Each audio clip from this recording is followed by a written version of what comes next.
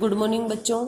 आपकी जो आरोह पुस्तक है कक्षा 11 उसका पहला पाठ है आपके प्रेमचंद। प्रेमचंद का आज मैं जो जीवन परिचय पढ़ रही हूँ आपको अपनी कॉपी में उतारना है। प्रसिद्ध कथाकार मुंशी प्रेमचंद का जन्म 1880 ईस्वी में वाराणसी के समीप लम्ही गांव में हुआ था। उनका मूल नाम धनपत राय था। उनकी प्रारंभिक शिक्षा वाराणसी में हुई। उन्होंने क्वींस कॉलेज वाराणसी से मैट्रिक की परीक्षा उत्तीर्ण की। सन 1896 ईस्वी में उनके पिता की मृत्यु हो गई, अतः उन्हें एक प्राइमरी स्कूल का अध्यापन कार्य करने के लिए विवश होना पड़ा। बाद में वे सब डिप्टी इंस्पेक्टर के पद तक पहुंच गए। उन्होंने बीए की परीक्षा भी उत्तीर्ण कर ली। सन 1920 में महात्मा गांधी के प्रभाव में आकर उन्होंने सरकारी नौकरी त्याग दी, यानी छोड़ दी। इसके पश्चात वे स्वतंत्र लेखन करते थे। प्रेमचंद नाम उन्होंने लेखन के लिए अपनाया और वही प्रसिद्ध हो गया। प्रारंभ में वे उर्दू में लिखते थे।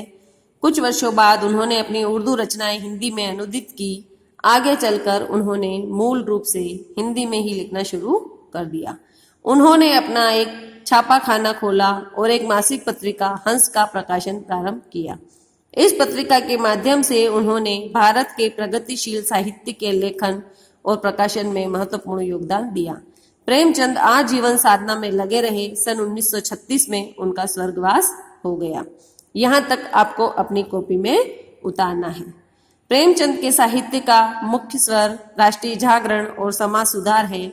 शहर के साथ भारतीय गांवों और उच्च वर्ग के साथ साथ जनसाधारण को अपने साहित्य का केंद्र बनाने वालों में प्रेमचंद्र बेजोड़ हैं। उन्होंने भारतीय जीवन में व्याप्त कुरीतियां, शोषण, निर्धनता, नारी दुर्दशा और वर्ण व्यवस्था की विसंगति आदि विषयों को प्रभावशाली एवं जीवन चित्रण किया है।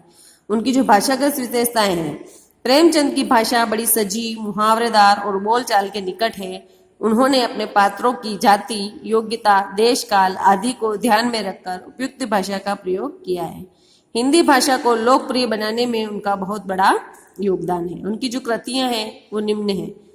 प्रेमचंद द्वारा रचित निर्मला, गबन, प्रेमाश्रम, रंगभूमि, कर्मभूमि, कायाकल्प, प्रतिज्ञा, वरदान, गोदान आदि ये उनके उपन्यास हैं।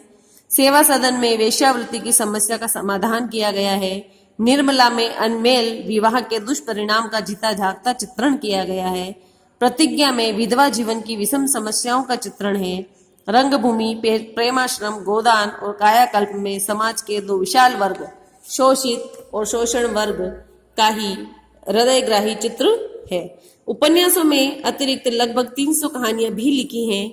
इनकी पहली कहानी थी संसार का सबसे अनमोल रत्न थी। प्रेम द्वादशी, सप्तसुमन, प्रेम पच्चीसी, प्रेम पूर्णिमा आदि कहानियों के संग्रह है। ये सभी कहानियां मानसरोवर के 8 भागों में संकलित है। ठीक है, थैंक यू। अभी ये परिचय जो मैंने आपको जहां तक बताया है वहीं तक आपको अपनी कॉपी में लिखना है।